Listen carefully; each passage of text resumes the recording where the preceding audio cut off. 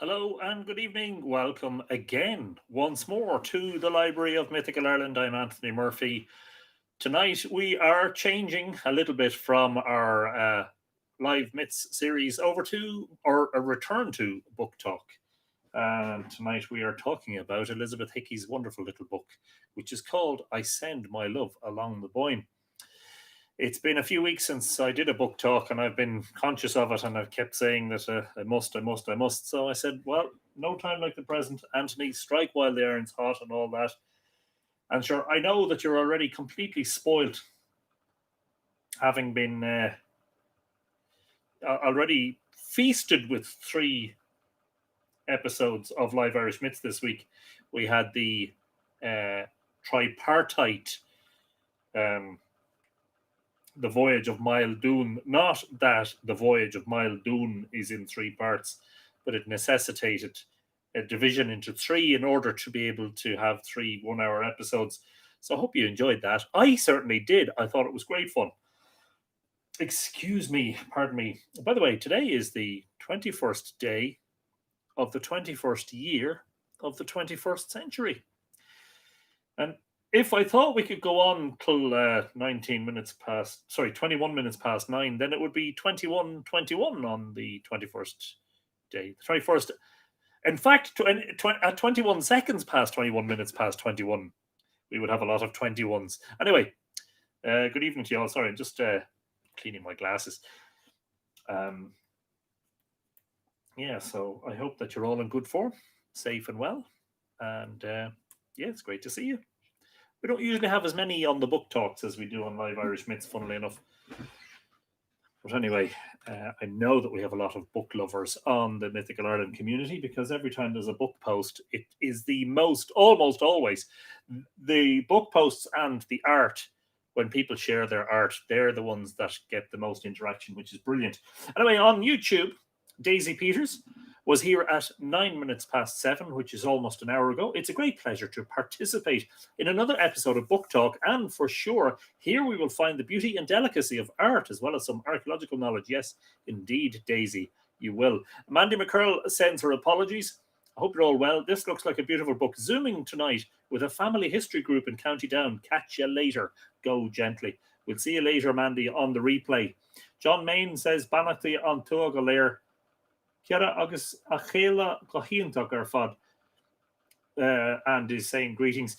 John, I hope you're in good form. Great to see you in the library. Robin Rickman says good evening all. Giagich Robin. John Garvey says Fáilte all. Hello, John. Welcome to Book Talk. Gillian Stapleton says hello all. Hello, Gillian. On Facebook, and Scott Doherty says, wow, 4 days in a row. I know. It's totally spoilt, you are. Totally. As I am too, by your presence. Amy Wallace Dolan says hello, Fáilte. Amy Morwina Blog says Giagich. Hello, Morwina. Daisy Peters is also on Facebook. A very beautiful afternoon/evening to all. Yes, indeed. And if we have any viewers in Australia, good morning to you. Giada Clare says, hi, everyone. Fáilte, welcome along. Nick Eska Casterton says, we've been very spoilt. It's been great. Well, I'm glad you're enjoying it, Nick. Paul Allborn says, hello, Anthony, from Daphne, Alabama, on the Alabama Gulf Coast. Good afternoon to you, Paul. Thanks for joining us. You're very good to come along. Karen Gogus is in the house, says, hello, Anthony and dear friends. Karen, it's great to see you. It is always a great pleasure. Sue Prenter says, good evening. Fáilte, Sue. Mariana Dunn says, Banachti to our dear Tua and Anthony from Virginia. Well, thank you, Mariana, for that. Gomani Giariv, and welcome along. Donna Firer says hello all. We will be able to listen to the full talk later today. Will we be able to listen to the full talk later today? Yes. Yes, the video always stays on Facebook and on YouTube. So take your pick, whichever one you prefer. The Facebook video is reversed. The YouTube one is normal. So Barb Jordan says, hi, everyone. Nice surprise today. Well, Barb, it's always a great pleasure. And, of course, you have been here since the first episode of Live Irish Myths, which was last March. Desiree Riley says, yes, feels like the old days when we got a bit of Anthony and the Tua every day. Totally spoilt, yes. Sure, why not? Burr Whelan says, hi, Anthony, and hi, everyone. Hello, Burr. Welcome along. Karen is suggesting that he'll get 21 shots of Irish whiskey to celebrate all the 21s. And McCallum is in the house. Hello, Anthony, and fellow book lovers. Hope all is well. 4 days in a row, Anthony. Great stuff. Just like the old times. It's sunny today, and Cross and Slovers, ancient Irish. I'm sorry, I just turned into a completely mumbling idiot. Cross and Slovers, Ancient Ireland Tales, just arrived less than an hour ago. Yay, thank you. Brilliant stuff, Anne. Glad to hear that it arrived safe and sound. You will enjoy it. It is a lovely one. Dolmac McDermott says, yay, hi, Anthony and the Tua. Fáilte, Dolmac, welcome along. Marie Lendon is in the house. Hello, Anthony and the wonderful Tua. Sue Prenter says, we will be having withdrawal symptoms. Yes, indeed. What treat, says Joe Butler. A book talk. Hooray! Hi from Colorado. Hello to all my Colorado. Oh, Colorado. Did we have this already? No. What was it we were talking about last night? Arizonian, wasn't it? Coloradonians? Colorado? No, I don't even know how to describe a collection of Colorado folk. Sharon Kelly Smith says, greetings, Anthony, and all the Tua. Fáilte. Sharon, you're welcome. Helena Breen says, hi, Anthony and all. What will we do when lockdown is over? I know what I'll be doing. Getting the camera and the drone and heading off all around the place. Tom King says, good evening, Anthony, and dear friends of the Tua. Hope all in good form. All good on this side, Tom. Great to see you again. Lovely to see your forging work in action over the last number of weeks. Janet says, this is awesome. Thank you, Anthony. Hello, all. That's Janet Moran. Thank you, Janet. You're very welcome. My pleasure. Nuala Doyle says, hi, Anthony. Love it. Brilliant. Good stuff, Nuala. Welcome along. Seamus Mara says, what's up, clan? Hope you are good. Newry, Ireland in the house. On Ur, the yew tree. Yes, indeed, Seamus. Good evening. Welcome. So Valerie Gallagher says, apparently other people are worried about what happens when we don't have daily episodes. You're being totally and utterly spoiled this week. But listen, it's all part of the fun. Valerie Gallagher says, hello, Anthony and Tua. 4 days, we are living large. Yes. Edina Sparks says, hello, Anthony and the Tua. Nice treat today. Philomena Breen is in the house. Fáilte, Anthony, hope you're all well. Yes, indeed, Philomena. Great to have you along. Nora Gaffney O'Connor says, Gia-Rive. Sorry, I'm just reclining the chair there. I'm not going to read like this because that would be far too relaxed. Gia-Rive, delighted to see you all. What a treat. Thanks a million. Well, were you in the sea today, Nora? I was talking to a friend of mine this evening, and he's a photographer, and he said he was out taking photographs one morning at the sea, some sort of a sponsored swim or something, and it was -6 when he was heading towards the beach to get pictures of the swimmers. -6. I mean, you know what I mean. I know what I'd be doing. I'd be staying in the bed, putting an extra blanket on. That's what I'd be doing. Helena Breen says, yes, Helena is rightly pointing out, talking about Tom's impressive craftsmanship in the forge. Adina Sparks is also, Tom, the compliments are flying tonight. It's brilliant. Philomena says, need to catch up on missing episodes. That's the great thing. They're always there to catch up on. Kaz Pincott says, hi from Australia. See what I said? Good afternoon, good evening, and of course to our Australian friends, good morning. Very happy Friday to you, Kaz. Thanks for joining us from the land down under. Miss Nanny Stephen Walker says hello from a very relieved USA. Hello, Stephen. And Janet Moran is also on YouTube, unless that's a different Janet Moran. Anyway, you're all very welcome too. I keep just about to say live Irish myths, and I have to kick myself. It's not. It's book talk. Robert Friend says, Fáilte, Anthony and Tua. Missed yesterday. We'll need to catch up. That's okay. That's what it's there for. You know. Anyway, tonight we are going to talk about I Send My Love Along the Boyne. However, before we get there, I wanted to talk about a few other new arrivals, because it has been a little bit of a while since we did a book talk. It's been several. It's been more than 2 weeks. I think it's probably been 3 weeks since we did one. Well, hang on. Nora says, I was getting a degree warmer, but still Baltic. I don't know how you do it. I would dip my toes into the sea and run screeching back to the car or back to warmth somewhere, you know. Jackie Stevenson is in the house, says hello, Anthony, and the lovely Tua. Hello, Jackie, great to have you along.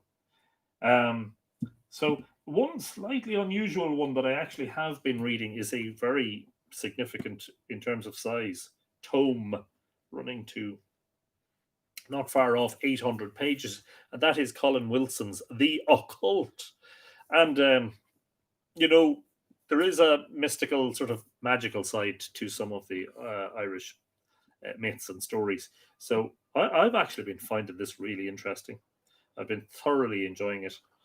I'm about 100 pages into it, and yeah, really enjoying the read. So, however, I do have other things to read, so that may be put aside for a little bit. I have to read 32 words for Field, because you know that we're going to have the author of that wonderful book with us on hopefully Monday the 1st of February. Moncon McGann is going to be on Live Irish Myths in Conversation.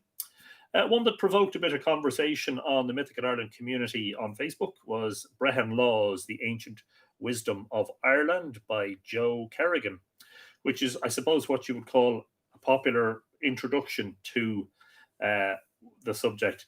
The ancient law texts were very, very significant in volume. It's very hard to sort of encapsulate that in one book that runs to, 176 pages. I haven't read it yet, so I can't comment too much on it, except for, as I said, there was a very interesting discussion about it on the Mythical Ireland community. And it seems that, given what it is, that it is a sort of an introduction to a complex subject. It is a decent introduction. So I might get to review that in a future episode when I've actually read it. But that would be an interesting one, because there hasn't been that much published, especially from the point of view of a sort of a popular audience. There hasn't been much published on the Brehon Laws. So that's one that would be definitely interesting. A Christmas present, The Sun Kings. This is not about Irish mythology. The unexpected tragedy of Richard Carrington and the tale of how modern astronomy began. So me being into my astronomy, that's one that will be read avidly, and hopefully I will learn from it. I also picked up, as a Christmas present, The Annals of the Four Masters by Bernadette Cunningham. Irish History, Kingship and Society in the early 17th century. And I have to say that although it is quite scholarly, and there are a huge number of footnotes and references, I've been enjoying it. It's a keen insight into the world of the Four Masters, who wrote down the annals of Ireland in the 1600s, in the 1630s, in County Donegal. We did several episodes of Live Irish Myths about the annals. In fact, I think we probably did a couple of episodes about the annals of the Four Masters in particular. Probably Ireland's most comprehensive of the annals, and also the best known. So that's interesting. Again, quite scholarly, a little bit heavy going, but very interesting. One that I know many of you, well, several of you definitely have added to your collections. And it is a book that is based around several talks that were given on a day-long conference that was held probably 2019. Definitely wasn't 2020, I don't think. No, 2019. And that's called Pathways to the Cosmos. And the author there is Pegeen Doyle. Sorry, I would say that it's more like, I think Pegeen was the sort of more like the editor. She wrote the text, but it was based on talks or presentations by, and in consultation with the following: Richard Bradley, Jane Downs, Murish O'Sullivan, Frank Prendergast, Clive Ruggles, Chris Scarr, Fabio Silva, Claire Tuffy, and our very good friend, a great friend of Mythical Ireland, Ken Williams. Fabulous photography. A lot of it is Ken Williams's photography. So, like, what else would you expect Fantastic stuff. Really looking forward to reading it, but haven't read it yet. And again, that'll make a future episode of Book Talk at some point in the future. And one that I hadn't taken down from the shelves, but again, I have to mention it because we have the author coming on Live Irish Myths in Conversation on the 1st of February, and that is 32 Words for Field. Lost Words of the Irish Landscape. And that's by Moncon McGann, who also, as you may remember, presented the wonderful 3-part series DNA Culture on TG4 and TG4, the Irish language TV station. So lots of future episode material there. Yes. So I just need time to read all this now. I keep saying I'm going to have to start lobbying the Irish government. So they're not going to sit there safely, and I don't want them falling down mid-episode. So I'm going to put them back here just for the moment until I tidy them up later on. I keep saying I'm petitioning the Irish government to give us longer weeks and more than 24 hours in a day and more than 7 days in a week, and definitely more than 2 days in a weekend, by the way, just in case you were going to mention it. This book that we're talking about tonight, I Send My Love Along the Boyne, was written and published by Elizabeth Hickey, who was a local author, in 1966. Now, you can still, this is a reprint. This is a 2000, in the year 2000, a local folklorist and publisher here, Onion y Carberry, republished this because it was such a beautiful work. And this is the 2000. It's basically, the inside of it is a facsimile reprint of the original with the original drawings by artist Nano Reid, again, a local artist. The cover is slightly different than the original, and some details have been added. Elizabeth Hickey, I don't know a huge amount about, I'm afraid to say. Vicky Wallace Southall is in the house, and I hope if Evan and Chili are there as well, we'll give them a wave. Hello, guys. Marianne Dunn Kinja is in the house. Hello, Marianne. Margaret Kiernan is along. This is becoming a habit. Yes, indeed. A good habit, Margaret. I hope you agree. Nora Gaffney O'Connor, I think, is talking about Moncon's book, a brilliant book, lots about on Cailleach in it. I'm nearly finished. Can't put it down. So good. Brilliant. Bethany Cutler is in the house. Hello, Bethany. Paul Campbell says, hello from Galway. Hello, Paul. And Paul is giving us advice as to how you can share the post. Indeed, it's a good point, Seriously, I didn't tune in for the first few minutes, says Janet. Yes, I did mention the 21st day of the 21st year of the 21st century. Yes, indeed. Fascinating numerical coincidence there. Anyway, I see over on, I haven't checked Amazon, but I see over on abebooks.co.uk that there are several copies of Elizabeth Hickey's book from 1966 for sale. And they're not as expensive as I thought they might be. £18.70 is the cheapest one. So there you go, just in case you want to get yourself a copy. The reprint, I'd say, I don't think these are available. I think they were all snapped up at the time this was reprinted. Thankfully, I got my hands on one, but then I had a bit of an involvement in the new cover of the second one, which included a painting by my good friend and author, Richard Moore, of Cygnus the Swan over Newgrange, and then an explanation about that on the inside of the back cover. Fascinating stuff. Anyway, I'll read the blurb of the book, and then I propose that I read a couple of chapters of it. We'll read a small amount of it anyway.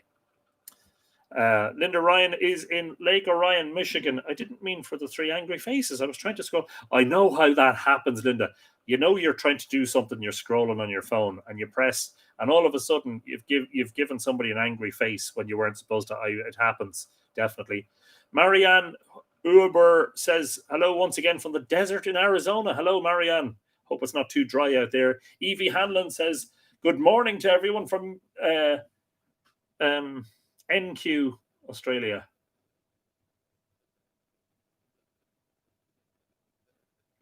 I'm half asleep here. NQ, is that Northern Queensland? Or is it something else? Sorry, I'm half asleep. And lots of people, yes, all in good form, which is brilliant. Pagan Tree is in the house on YouTube. Hello, Pagan Tree. You're very welcome along. North Queensland, yes. Whew. Oh, geez, I thought for a second there was another province in Australia that I didn't know about. The title of the book, I Send My Love Along the Boyne, and unfortunately, I couldn't find my copy, and it's here somewhere, is from a letter that was written by the poet and patriot John Boyle O'Reilly, who had been born at Douth in the 1840s and had been shipped off to Fremantle in Australia by the British for his nationalist tendencies and activities. From there, he escaped and made his way to the United States, where Boyle O'Reilly went on to become, an exemplary Irish American, founded the Boston Pilot newspaper, and wrote lots of poetry as well. In 1884, while exiled from Ireland, he wrote to his friend Father Anderson, who was an Augustinian priest or Augustinian friar, I suppose you would say, but in Drogheda.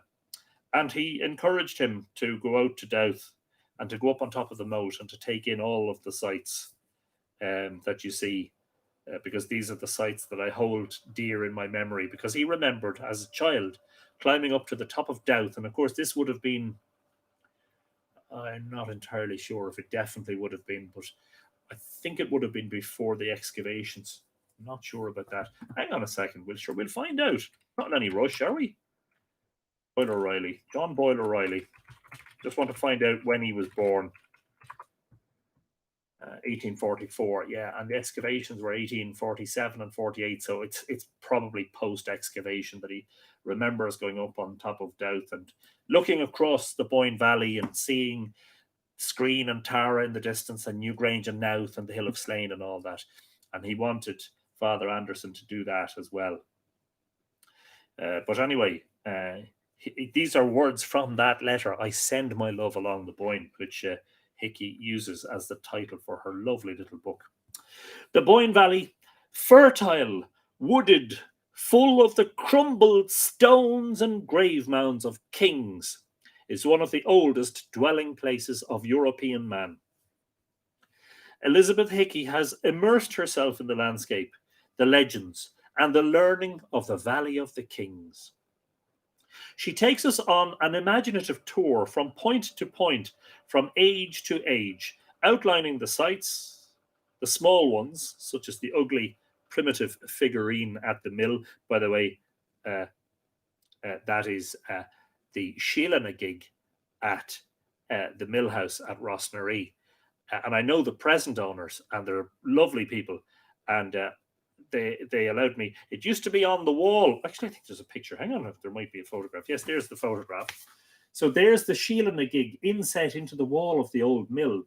And at the time, the owner, not named, but I know that I should know the former owner's name. But anyway, for safekeeping, the Sheila was removed from the wall and is now kept inside the house. And they kindly let me go in and photograph it. And I have a blog post about it, which I must share with you later on.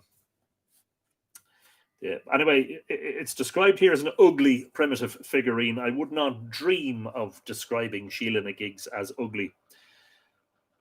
And the big ones, Nano Reid, the House of Cletchuk, which I have written about in Mythical Ireland, Sletty, and above all, the great Brú na Bóinne at Newgrange. She puts these remains in their archaeological setting, summarizes the experts, and adds sharp touches from her own observation. The elegant decorations by Nano Reid evoke moods of light and shade which blend happily with the narrative. This is the work of Nano Reid. On the inside of the front cover, several of her drawings of different scenes. So you should recognize some of those. I mean, anybody recognize this? See the stone with the two cup holes or Lucy's eyes on it? That's the entrance to Doubt. That's Dunmow Castle. That's Donamore Round Tower near Navan. That, of course, which is also on the cover. You should recognize that. That is the entrance to Sheedenbroga with the spirals on the entrance curbstone, and you can even see the lintel above the roof box. And of course, in the old days, before the excavation, the roof box was filled in with soil and grass and material. Yeah, beautiful stuff. And it just tells us also the title of this book, I Send My Love Along the Boyne, is taken from a letter written by the exiled poet John Boyle O'Reilly in America to Father Anderson, OSA, in Drogheda, dated November the 7th, 1884. Also by Elizabeth Hickey, and I don't have any of her other books, I'm ashamed to say.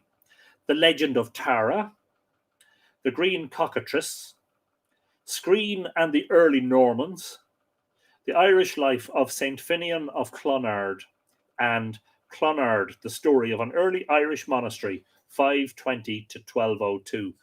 So I must try and secure some of Elizabeth Hickey's other works for the library. About the artist Nano Reid.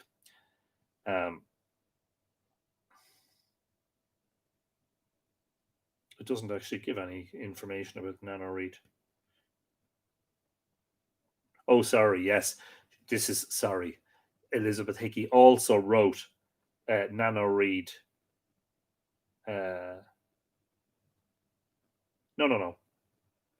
It's Nano Reid by Declan Mallon of Sunnyside Publications, is a book that was obviously written about Nano Reid.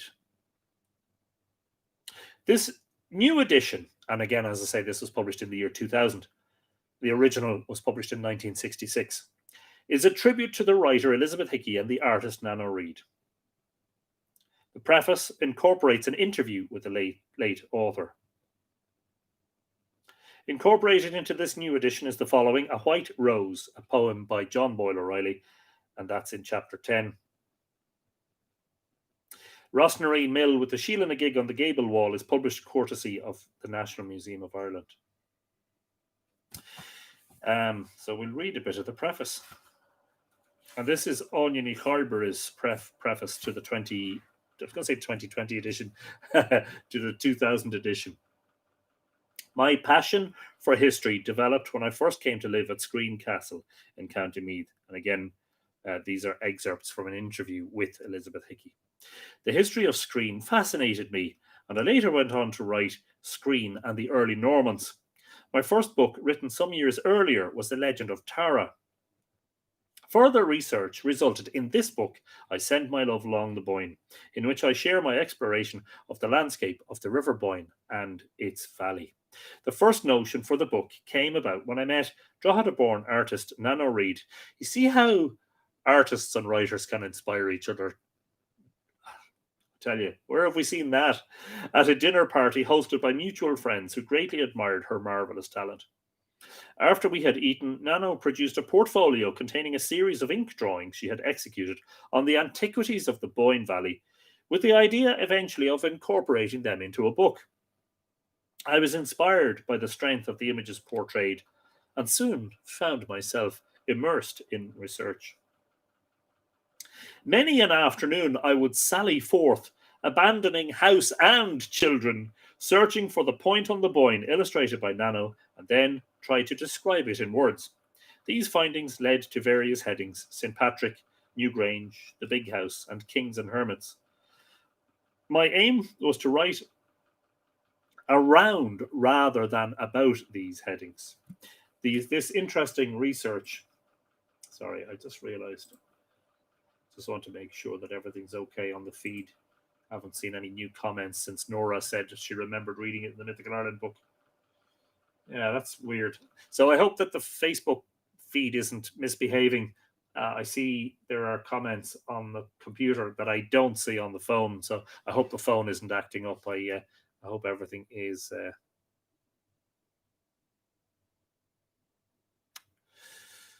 working. Maybe if it isn't, you might let me know. Facebook is being dodgy. Yeah, what a surprise. What can one do? So I'm going to read, I'm going to do a little bit of reading.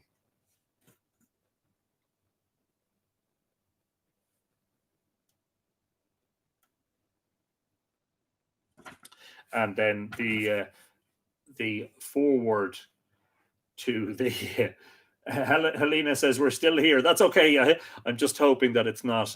It might be a bit sticky, is it? But if it's a little bit intermittent, hopefully it will rectify itself. And this is the republished edition forward by Onion Carberry. The republishing of I Send My Love Along the Boyne in the Millennium Year is a small tribute to two great ladies of the Boyne Valley, artist Nano Reid and author Elizabeth Hickey. This new edition marks the centenary of the birth of world-renowned artist Nano Reid, who was born in 1900 and died in 1981, who was widely acknowledged as one of Ireland's 12 most noted painters of the 20th century. Yeah, so it's a funny thing, as usual. I don't know whether it's happening here or somewhere else in the network. I don't know what Facebook is doing. Some people are reporting that Facebook is working fine for them, and others are reporting that it's a bit sticky. So, yes, Aaron Durrett says Facebook is okay from here, Anthony. So far, may have to get out the cream and honey for themselves. Yes, indeed. I think the problem here is that I had a slice of cake today and I didn't leave an offering. So I do apologize for that. I wonder, will a chocolate biscuit do the trick? You know? And a load of people saying it's working fine. So I don't know. I don't know. The vagaries of 21st century technology. I Send My Love Along the Boyne encapsulates in an elegant and whimsical manner the storied landscape of the Boyne and its valley. Art and literature complement each other in ways as elusive, charming, humorous, and occasionally as sharp as their creators. The two ladies shared a sense of wonder and were intrigued by the wild creatures living at the river's edge.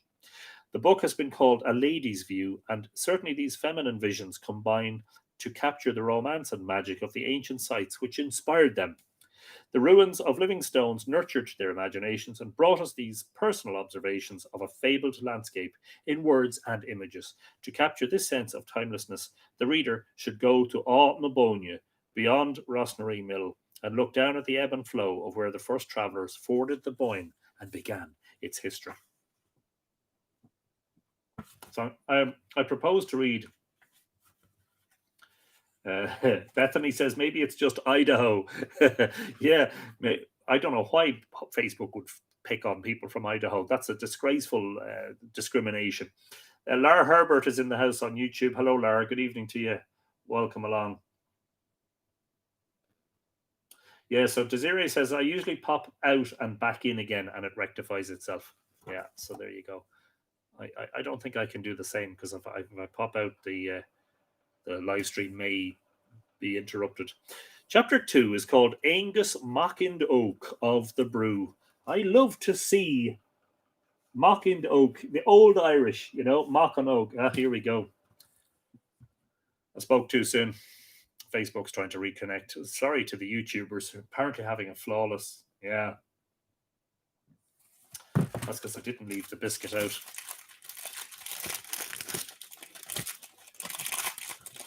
Just going to pop out a biscuit out to the Dina Ushla, you know. with apologies for not doing that earlier. I do apologize. There you go. Hopefully that's us back in action. Right, I just Facebook. You missed that. I got a warning saying it was trying to reconnect, and I made an offering to the good folk. So hopefully that'll rectify the situation. Brunabonia stood upon the edge of the Boyne, the pleasant Boyne, which flows through the plain of Breya in Meath. Almost every word of this simple sentence needs explanation before we dare write any more. Breya, or Bregia, as we are told in one of the legends, is called after the man by whom it was cleared. And this is the important thing. Very early in our history, so the YouTubers, you're having a great time tonight. Yeah, it's gone again on Facebook. I can see it's saying trying to reconnect.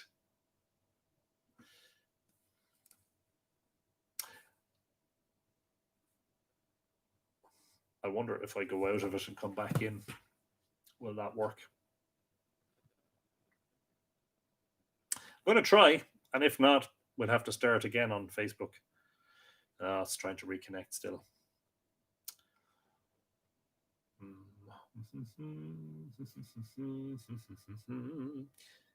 How very thoroughly disappointing. Okay. Apparently we're back. I do apologize. Breya, or Bregia, we are told in one of the legends, is called after the man by whom it was cleared. And this is the important thing. Very early in our history, much of Meath was cleared of woods, brakes, and scrubs, and rendered fit for cattle rearing. Herculean work deserving commemoration. Of course, that is recalled in the Dinshanicus. I left the offering, Anne, I did, after the first freeze up there.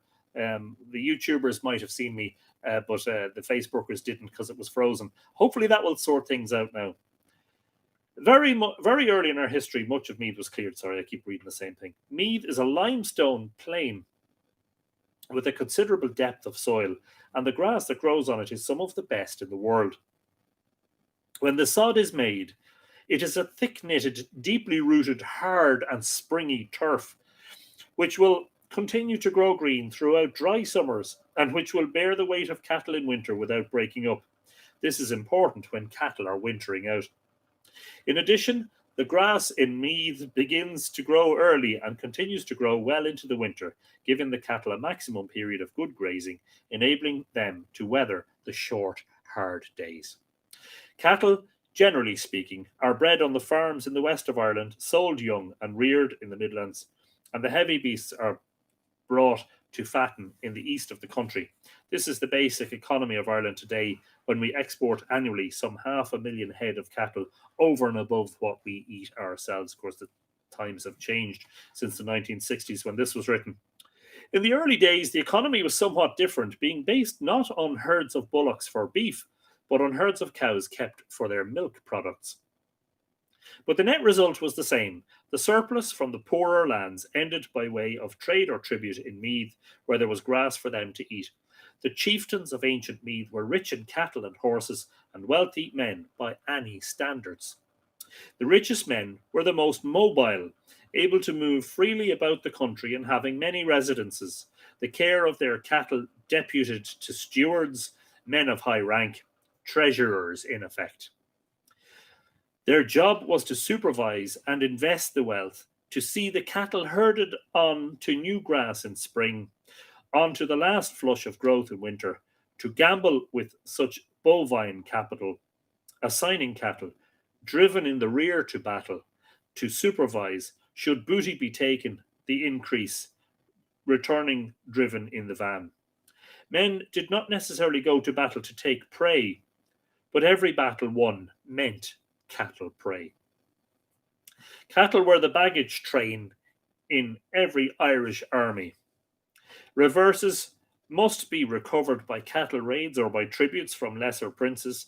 The autumn killings must be supervised, and arrangements made for mighty feasts upon the surplus. A man of great importance in ancient tales was a Brughidh, Brughaidh. Here is a description of such a man. A princely, upright, 100-herd Brughidh, a fortunate, rich, prosperous man, and his house was never found without 3 shouts in it.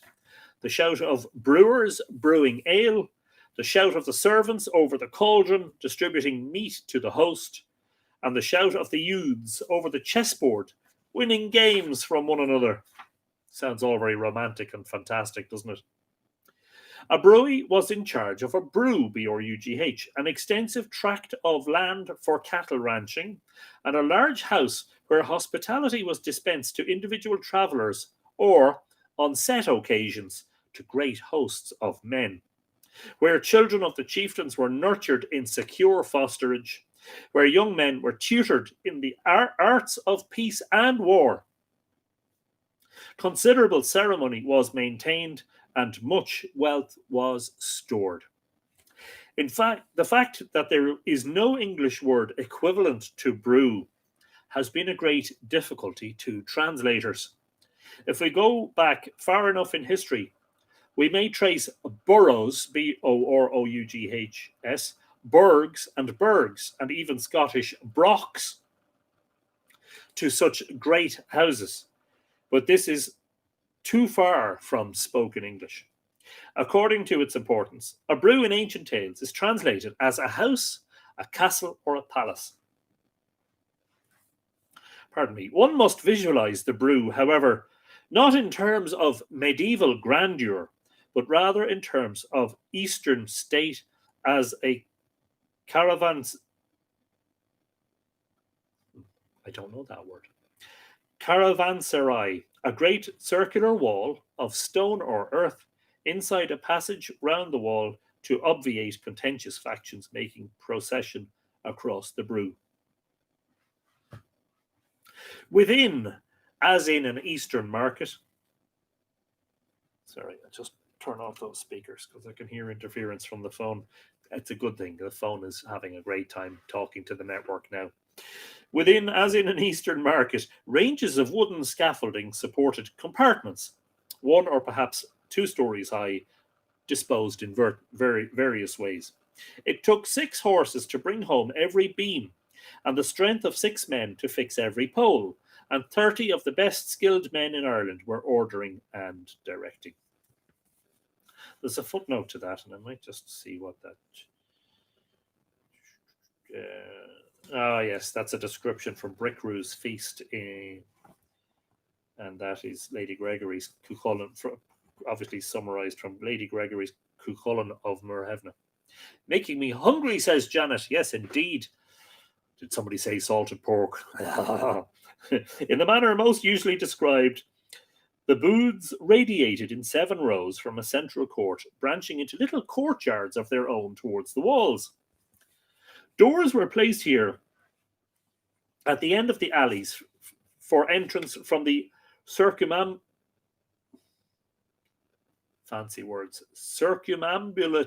passage. Circumambulate, yes. In this passage, the dogs remained, and the latrines were most probably were placed.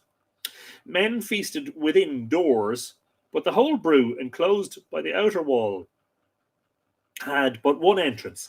These gates closed, the revellers were secure. Like great boxes in an opera house, the booths were open at the front, furnished each to hold a company for dining or for sleeping, and decked according to the rank and station of the occupiers, insignia of nobility and of craftsmen here displayed. Within the central court, at the head of the alleys, the fires were placed, a series of spits for roasting, vats for boiling, and great cauldrons hanging from their hooks.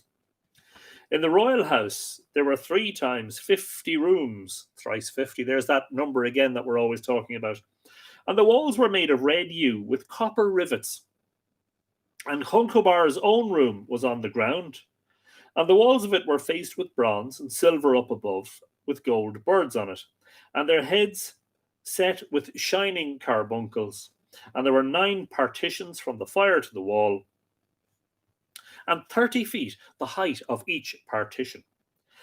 And there was a silver rod before Conchobar with 3 golden apples on it, and when he shook or struck the rod, all in the house would be silent. Thus a description of a northern hall, which I have used because it is so explicit. A large brew, well furnished. Hayden Manus Brew says, P.S. I'm a brew. Wow, fantastic. And it is the same spelling. There you go. A large brew, well furnished and supplied with utensils, could accommodate many people. And the numbers given in the stories need not be an exaggeration. One sees the same principle of divided rooms today in modern hotels to enable the maximum of diners to have a seat against the wall, instinctive perhaps in company.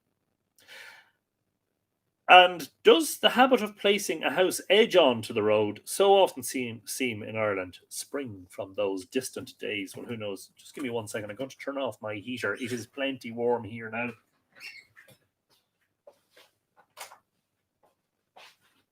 May open the window just a touch too. Let a tiny little bit of cooler air into the room.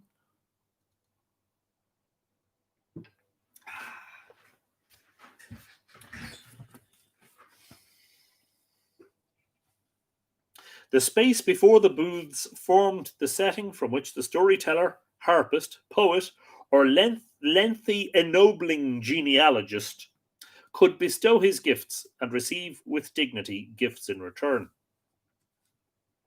Much of business could be arranged publicly, much also privately in the individual booths, among the craftsmen and professional men, the shield makers, goldsmiths, carpenters, the doctors, poets, and music makers.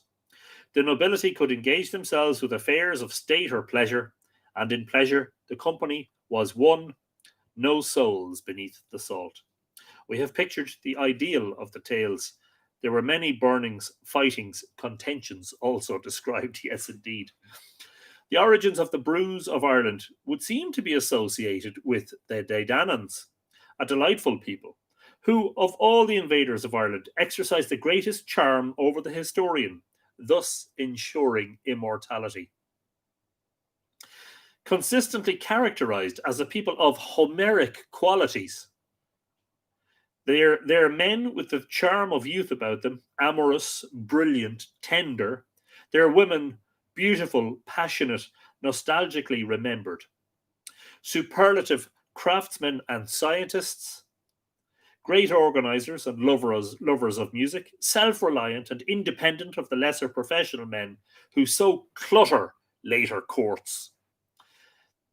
This very self-reliance, perhaps, the lost attribute most admired by later storytellers. The most famous brew in all Ireland was that of Angus Mac and Oak, Angus, the son of the ever young, his parents being the Dogda Mór, one of the great Daedanan chieftains, and Boan, who gave her name to the River Boyne. It's always interesting to see how Boan is spelt. I was criticized once, wait till you hear this, I was criticized once for, in Island of the Setting Sun, certainly in the first edition, for going with Boan, Boann, as the anglicization of Bowen, given that her name is apparently Bo, B-O fodder for cow, and Finn, Finn, from bright or fair, the bright cow. And the funny thing is that the spelling of Boand in the Dunshanicus is B-O-A-N-D, Boand. How do you get and from Finn? There you go. The vagaries of the language as it changes through the years. So I did like Boan in the early years of my writing. I am more inclined to say Bowen now, but there you go. The story of the birth of Angus and of how he obtained possession of the brew his father built has, fortunately, come down to us. Pardon me. The Dogda Mór, King of Ireland, fell in love with Boan, the wife of one of his chieftains, and, desiring her greatly, arranged for her brother, with whom she was staying, to be sent on a day's journey. A day which he prolonged by magic into 9 months. That's very interesting. That she says here that her brother was sent on the day's journey, because we're talking about Elkmar here. Elkmar is her husband, not her brother. So I'm not sure what the story is there. Anyway, sorry, I'll read that again. The Dagda King of Ireland, fell in love with Boann, the wife of one of his chieftains, and, desiring her greatly, arranged for her brother with whom she was staying to be sent on a day's journey, a day which he prolonged by magic into 9 months. And I'm just beginning to think here, folks, I'm thinking out loud, that if Elkmar and I just wonder what text this is based on, and I'm going to have to do more research myself. I wasn't ever sure that Elkmar was ever described as a brother of Bowen, but it makes it interesting, doesn't it, about the incest. That if Elkmar is confused in some of the tales, that there's a confusion between husband or brother. It certainly brings the whole thing into an interesting focus. I will do more research. At the end of this period, Boann gave birth to the baby Angus. In haste to hide her imprudence, she abandoned the baby beside the Boyne. Whither came Midger from Brelay to bear off the prince. It was a lucky find. So he bore the Macandog from the ford with a shield as his protection, though he was weary. And that's almost certainly from the Dinshanicus. Yes, the metrical Dinshanicus, part 2, Brunabonia, poem 2. Twins, asks Helena. Yes, possibly, Midger, another great Dedanan figure, fostered the prince for 7 years. Lads had Midger with him, a merry, bright-haired troop. He was wont to have about him, as he feasted in his soldier's house, this little childish company.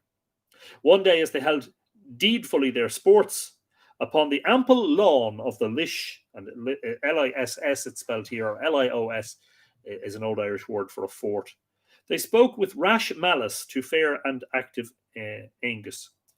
Though the kindly Midger has cherished thee here after the manner of sons of kings, thy race and parentage are unknown. And this is what we spoke about yesterday, or the other day, wasn't it? Who else? What during the voyage of Mile Doon, there was an incident in which somebody was slagging off somebody else about not knowing who their parents were. And I asked, what other story do we hear that in? And it was Tuckmark Etain, which is this is drawn from. Though the kindly Midger has cherished thee here after the manner of sons of kings, thy race and parentage are unknown, although thou hast been reared yonder in the Shee. Bitter to the upright and noble boy, what was said to him in the hospitable Shee dwelling. Thine origin, this antiquated English drives me mad. Your origin and its value is not known, quoth the noble lads therein, said the lads. Angus, his cloak heavy on his little shoulders, questioned Midger, who told him his father was King of Ireland, and arranged to go with him to the brew to claim a patrimony. I will go with thee on thy road, quoth stately Midger, that thou mayest be established safely, that I may leave thee in a fitting mansion in the keen Dagda's house at the feast. I shall bring ale and food to the stronghold, where bides the hero, great and noble. What time his copious ale is prepared, I shall make known to him his fair and noble son. Lad, spoke Midger of the mead cups, poets will praise thee at the feast, and if he will grant thee a royal boon, what shall we ask for our ale feast? Be this our plan right purposeful, for not scant is our claim on his possessions. If the grim Dagda would grant a boon, ask boldly for his own fortress. The brilliant feast is held. Noble it was upon my Bray of the Kine. The king's household assembled full many throughout the day. Famed warriors of Banba, they came to the strong Dagda's dwelling. All that found not room in the dun abided without at the walls. And of course, this is Newgrange, that They had to, some of them wouldn't fit inside, so they had to remain outside at the walls, which is precisely how it's like these days on the solstice when large gatherings occur at Newgrange. Midger persuades the Dagda to loan to Angus his house for a day and night, and, with some equivocation, when the Dagda comes to occupy his mansion again, proves day and night follow each other without end. So the house must belong to the boy.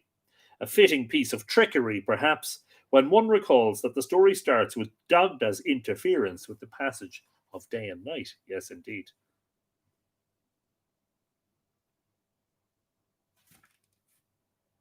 Thus, Angus acquired the brew, and his name remained attached to it. Nora Gaffney O'Connor rightly points out that there's more room in Fornox, and very interesting that too, because Fornox looks so small from the outside. It's deceptive because its chamber is, I think, it's more than twice the floor area of the chamber at Newgrange. Joan McH is in the house. Hello, Joan. Yes, a few people had come across to YouTube. I think Facebook is starting to behave itself again, thankfully.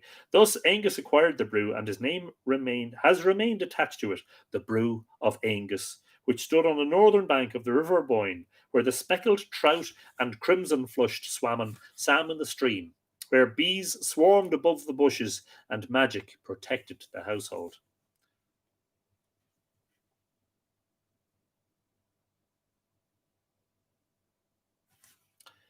Angus is remembered as the hero of many love stories, flying home from Connacht to the Boyne with care, both metamorphosed as swans, the two lovers singing sweetly as they travelled, tending the little butterfly, the beautiful bewitched Etain, breathing human shape and soul into her.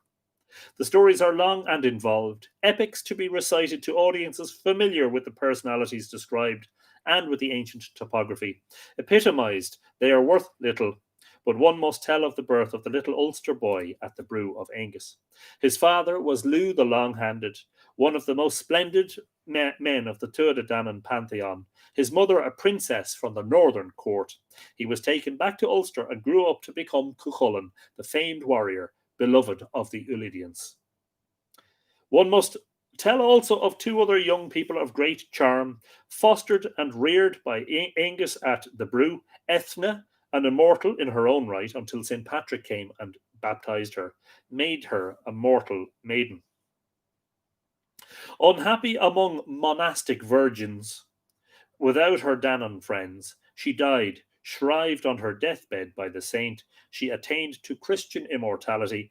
Thus did our ancestors bring well-loved heroines into their cosmos. And you might remember that we did I think it was 2 episodes of Altram Chia Gawvather, the fosterage of the house of the 2 drinking vessels, in which this whole fantastic episode was supposed to have occurred.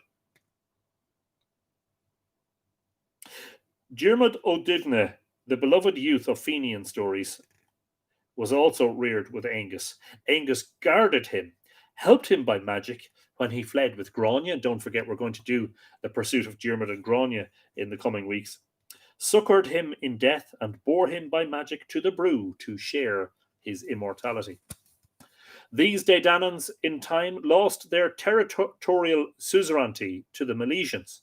Some 1700 years before our Lord, 3 Milesian brothers sailed up the Boyne armed with their companies, poets, seers, just judgments, and their mysteries.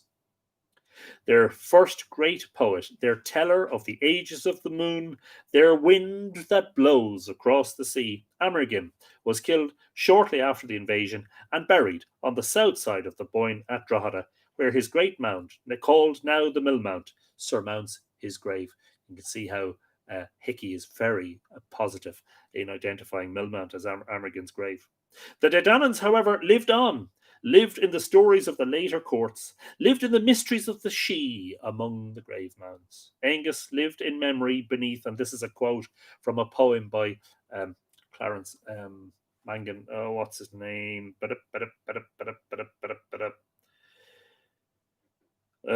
Sean Clarach MacDonald. That glorious dome that stands by the dark rolling waters of the Boyne, where Angus Og magnificently dwells. I love that. Fantastic. And I propose also to read chapter 3, which is called Newgrange. It's a short chapter. We are just coming up on the hour, but I know you guys don't mind. You would tarry for another few hours, I'm sure. We have been specific about the brew of Angus, but in Irish literature, the descriptions sometimes seem confusing. The brew is the plain of Mach Indog. My Mick Indog, that's the plain, Mag or my M-A-G-H, Macindog. Wood is cleared from it, cattle and horses graze on it, roads cross it, and the sea tide washes its shore. Alternatively, it is the dun of the Dagda, the house Teach of Angus, a fortress, Dingni, beside the Boyne, which houses many men, or it is a mound, the cave of Achu Aldi, the grave mound built by Yochi Olahar, the Dagda, wherein he and his 3 sons lie. The Dagda Mór ruled Ireland for 80 years. It was he that had the 3 sons, Angus, Aid, and Cernad. It's actually Kermit. I don't know why she spells it C-E-R-N-A-D. It's Kermit. It's definitely Kermit. I'm pretty sure.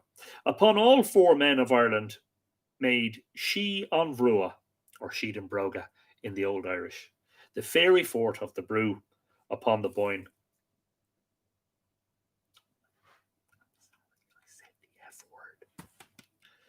The name sometimes applies. Carry on. Nothing to see here. Move on. The name sometimes applies to an area so large that the river is called Boyne of the Brew. Sometimes it is pinpointed on one spot on the northern bank of the river, the Brew of Angus, a great house of hospitality or a great grave mound. It was a place of importance in the history and mythology and in the daily lives of the people of ancient Ireland, and the name is deeply woven into the language. A full discussion would be very lengthy. Briefly, we may say that the plain of the Brew appears to have been a wide area of grazing land, cleared of its woodlands at a very early date. Sláine, king of the Firbolg, or the Firvolog, if we do our Lenition properly, everybody's commenting, don't pay any attention, just pretend it didn't happen. We had an F-word incident. I apologize. More biscuits for the good folk. Sláine, king of the Firbolg, and their judge. By him was its wood cleared from the Brew, and that's again from the metrical Ginchanicus. It was a royal or national park belonging in later times to the High Kings of Tara, with rights of burial to royalty and certain other families. Primarily, however, its importance lay in the fact that it was a stretch of wide, unwooded grassland. O Brew, studded with horses, cries Kinnaid O'Hartigan. That's Kenneth O'Hartigan to you and I, Harticoin, who arranged the Ginchanicus poem on Brunabonia in the 10th century. Bright it is here, O plain of the Machindog. Wide is thy road with traffic of hundreds, and I know this because I quoted it also in Island of the Setting Sun. Thou hast covered many a true prince, the race of every king that has possessed thee. Every bright wonder has adorned thee, O clear, shining plain with scores of hosts, O lucent land of grass and wagons, O virgin mead of birds and islands. Thus, a poet who was sometimes paid for his poems in cattle and horses eulogizes the grasslands. O lucent land of grass, O virgin mead. Again, it is with the true respect of a grazier for grass that an earlier reciter of a 6th century tale says.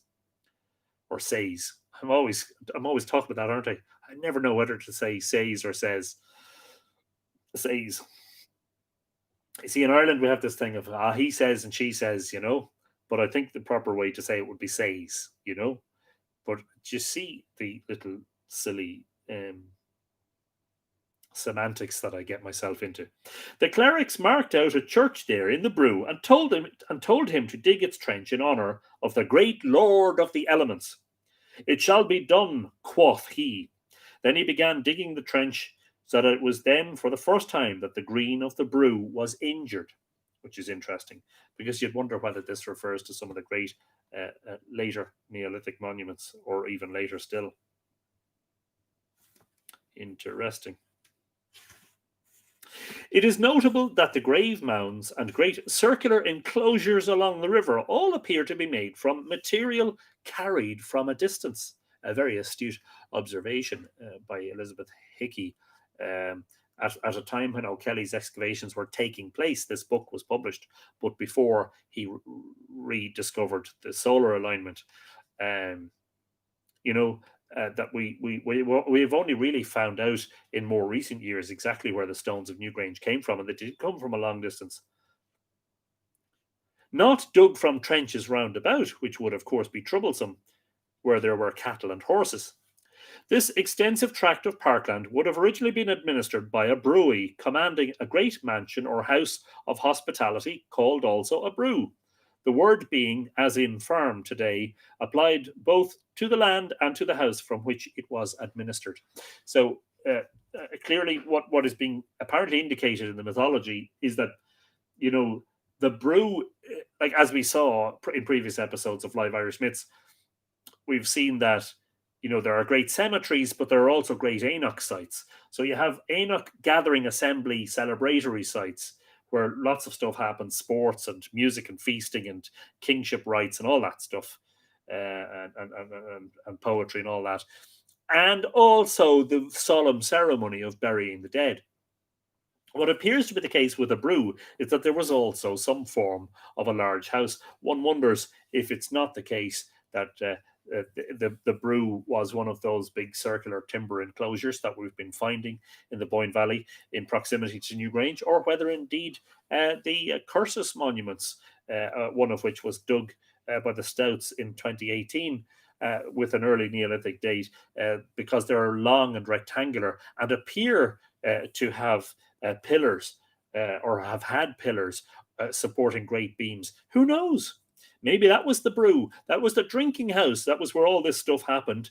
And then, as I say, the solemn ceremony of burying the dead occurred up on the hill, on the ridge, on the peak, in the secluded and private and what we would call exclusive chamber of Newgrange. Sorry, I've gotten sidetracked. This extensive tract of parkland would have originally been administered by a brewy commanding a great mansion or house of hospitality, called also a brew, the word being, as in farm today, applied both to the land and to the house from which it was administered. Where was the brew, the plain, the grave mound, and the house of hospitality? There can be no doubt on topographical grounds that the plain lay along the northern bank of the River Boyne, opposite to Nano Reid, and that the grave mound was Newgrange. And Hickey is, of course, absolutely right about that. Below Newgrange, the river wheels in a wide arc, enclosing an extensive level river terrace. Here, about a mile below the ford, are the remains of a great circular enclosure. That would be what we call Site P, the embanked enclosure, right next to which myself and Ken Williams found Dronehenge in 2018. This cannot be seen easily from the ground, but is clearly discernible in air photographs. And once seen and the dimensions realised, it is one of the most impressive monuments along the Boyne. This, I think, must have been the original, there's that word again that I've never heard of, caravanserai of the brew, the fairy mound of Angus. I said it again! Oh, carry on.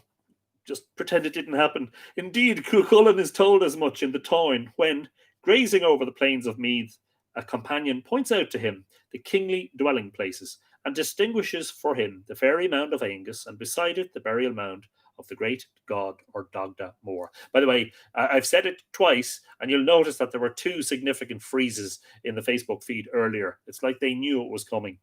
It was punishment in advance. Desiree says, I'm running out of cookies. Rowan Grove is saying you are only quoting. Yes, that's my excuse, and I'm sticking to it. If Newgrange was the burial mound, then this great enclosure must have been the remains of the great Dedanon mansion or of feasting and hospitality. The Boyne by its southern wall and a level lawn in front. They came This is a quote. They came near to Brew of the Boyne, the palace of Mackindogue, where they were fain to rest. No sooner had they halted than a tall man came forth from the palace, namely Angus Mackindogue of the Brew, son of the Dagda, and commanded them to leave the place without delay. But they, being spent with the toil of travel, heeded not his words, and pitching their tents, they rested on the plain before the palace. And we encountered that there's a video, I'm not sure if we did it as an episode of Live Irish Myths, I think we might have done a video about Enoch Anguso, I think we did. And I think that's the Dunchenicus, that's probably the prose Dunchenicus.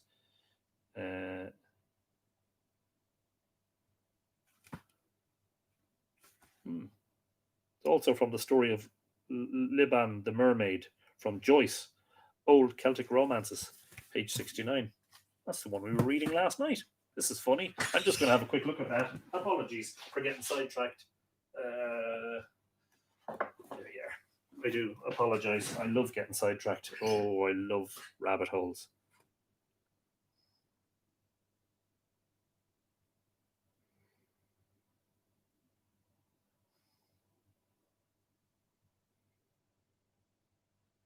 Okay, that's obviously an earlier edition because that's not the right page there that's on. Anyway, I'll get back to it in my own time. I don't want to interrupt the flow of the stories. When this house fell into disuse and a later aristocracy favoured other mansions for feastings, the name would seem to have been transferred to the great grave mound on the hill above, covered with white stones. Mackindogue's brew, brilliant to approach. The white brew of another poem, the Sheon brew of our earlier quotation, or Sheedan Broga, built over the Dagda and his three sons, the New Grange we know today. The latter name is an absurdity deriving from medieval times when the monks of Mellifont owned all this stretch of land.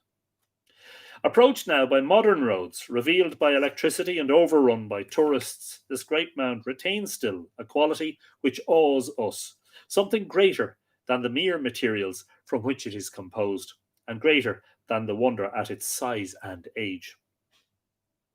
It retains within its composition the will of a people who conceived their kings as more than mortal and laboured monumental to enshrine their immortality in stone.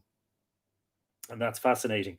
Hickey in 1966 suggested that the people who built Newgrange conceived their kings as more than mortal. And then we find out in 2020 that one of the gentlemen buried in Newgrange was the son of an first-degree incestuous relationship, which has all sorts of connotations and suggestions about hierarchy and not just hierarchy, dynastic leaders.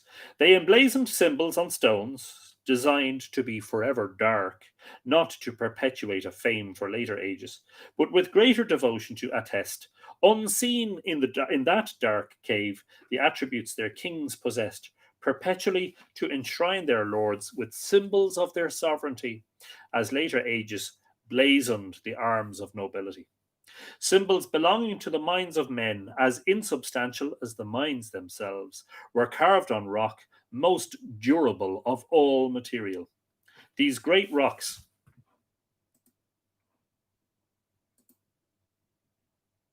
Yeah, Facebook is frozen again. What can I say? I had the words out before I even knew.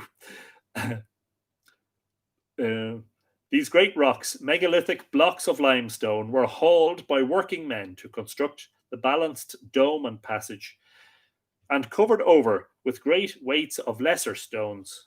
And when the whole was built, they covered it with quartz for the outward show.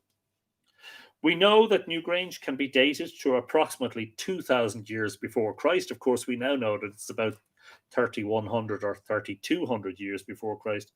The writers of ancient histories would place the Danann people about this period too. In relating legend to fact, however, we must remember that a space of nearly 3,000 years separates the earliest written histories from the period of Angus of the Boyne and Newgrange. Another 1,000 years separates us from the early historians. We cannot be too specific. Indeed, many students would reduce the men and women of whom we have written, the Dagda Mór, Boan, Angus, Midger, entirely to gods, would claim that they had no real existence in fact, but were divinities belonging to the pantheon of Indo-European gods.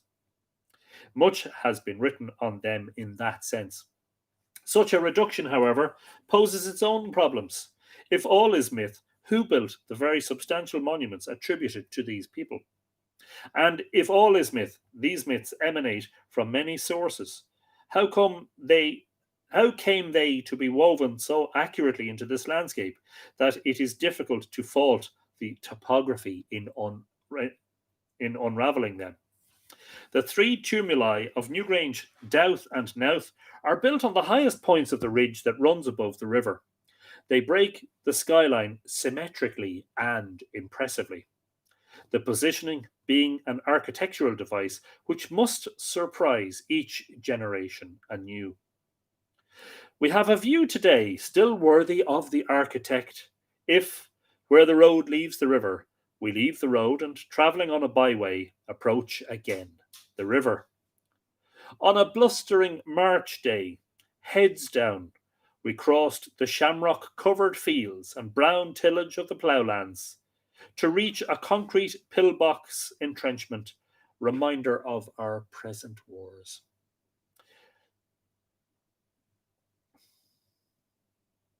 Plenty of comments on Facebook on the computer, but I'm not seeing any of them on the feed on the phone. James Walsh is in the house. I didn't even realise. James, how are you?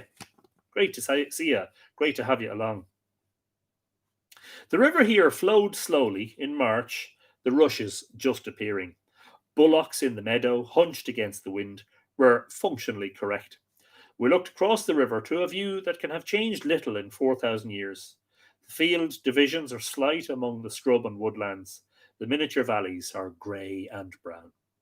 Above on the skyline, and the landscape here is all line, rises the tumulus of Knowth, its geometrical correctness and natural incorrectness constituting the surprise. Impressive when newly built and garnished, its colour varying dramatically from the landscape. Impressive when fenced and castellated by the Normans. Impressive still today. Green, contoured by the cattle. This was the mound of Bui, Knogba of the nut harvest and Samhain games. Look up beyond to Slane. Monastic ruins crown the hill. And of course, that's the end of the chapter about Newgrange. And she then moves on to talk about St. Patrick, but I'm not going to read any more because I know that you don't want me to read any more. And I know that you're tired and you all want to go to bed.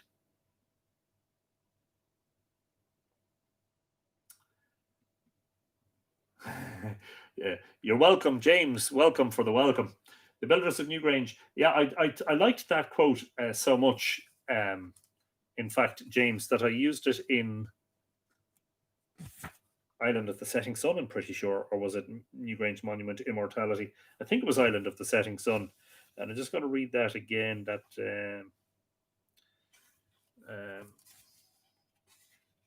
I can only see 4 or 5 comments. The one about it being more than their. Yes.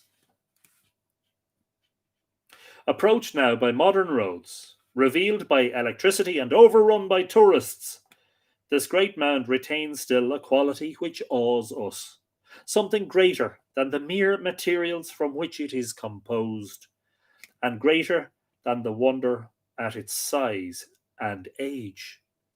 It retains within its composition the will of a people who conceived their kings as more than mortal and laboured monumentally to enshrine their immortality in stone. Isn't that fantastic?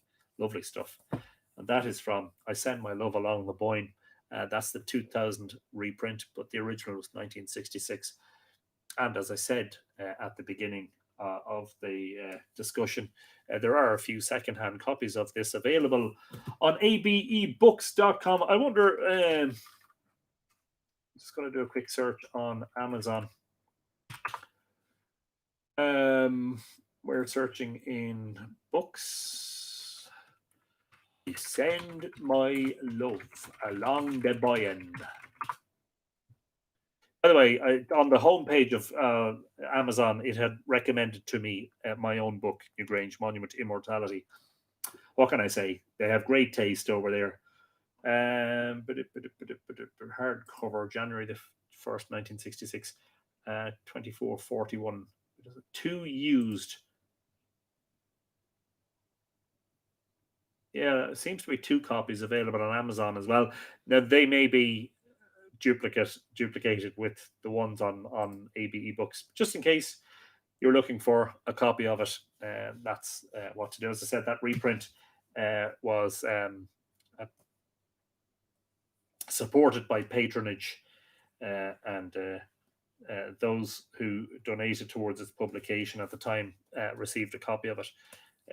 But a beautiful, lovely book. And when you take off the dust jacket, actually, it's got a lovely hardback cloth cover, which is very nice. Yeah, it's just got a very authentic feel to it.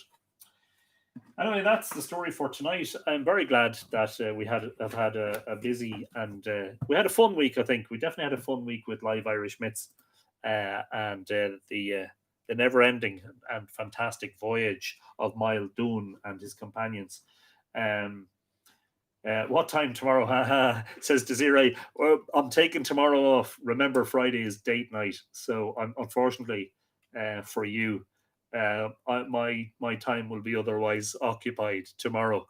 But we've lots to look forward to in the next couple of weeks. Don't forget Eddie Lenihan, a conversation with Eddie Lenihan on Monday next. Actually, I have to speak to him about the technical issues and just make sure that that's okay. Look, if the technical issues prevent us from doing that, we will have an nothing ordinary about Live Irish Myths. I hear you say we'll have a regular Live Irish Myths episode. The following Monday, we have Moncon McGann as a guest, and again, that will be held on Zoom. And then the following Wednesday, which is the 3rd, I think Wednesday is the 3rd of February. Let me just confirm that that is the case. Yes, on Wednesday the 3rd, that is the official date of Imbolc, and we shall have an episode about Imbolc. So I hope you enjoy that. In the meantime, I hope that you all have a great evening or a great afternoon, or if you're in Australia, a great day. Can't tell you when we're joining you next, other than Monday. Not sure. Who knows? I realized that lately I wasn't able to do the daily episodes. I wasn't able to continue that because I had too much to do writing wise, research, reading, and all the rest. Where I do have the time, I will try to increase the frequency because it seems to be appreciated. There's still lots to talk about in any case with Live Irish Myths. The book talks, well, all you have to do is look on the shelves behind. There's enough for us to talk for many, many episodes into the future. I should very briefly mention Teresina Fitzpatrick's auction of one of her paintings to raise money for our late friend Kelly Edmiston, so that her remains can be repatriated and that she can have a proper funeral in New Orleans. Have a look at that over on the Mythical Ireland community and make a bid if you want. I should also say, as always, thanks to Mythical Ireland patrons. Please consider becoming a patron and supporting the work of Mythical Ireland. That's patreon.com/Mythical Ireland. I'm not sure if there are any other announcements that I need to make. There probably are, but I keep forgetting us. I love the sentiment throughout today's book, says Janet. Yeah, it's a nice one. It's a nice mixture of archaeology and history, but also the art and the mythology and the poetry. I think it's a lovely mixture. Gets it just right. Unfortunately, I never knew or met either Elizabeth Hickey or Nano Reid. My good friend Richard Moore met Nano Reid and has great things to say about her. So that's just the way it is. That's 1966, and that's before I was born. I can boast that much. Anyway, on this, the 21st day of the 21st year of the 21st century. Oh, we passed it. We passed 21 minutes past the 21st hour of the 21st day of the 21st year of the 21st century. I let it pass. I didn't realize we'd even get there. It's now 21:24. There you go. But maybe where you are in the world, especially those of you in the States, you can wait. Set your alarms for about 18 minutes past 9 p.m. And when it comes to 21:21, celebrate the fact that you're on the 21st second of the 21st hour, 21:21 and 21 seconds, the 21st second of the 21st minute of the 21st hour of the 21st day of the 21st year of the 21st century. I'm exhausted after that. I'm going to get myself a dram. Good night, everyone. Take it handy. Talk to you soon. Ichawa Kolosov, Slong Fol August Tog Gobogay.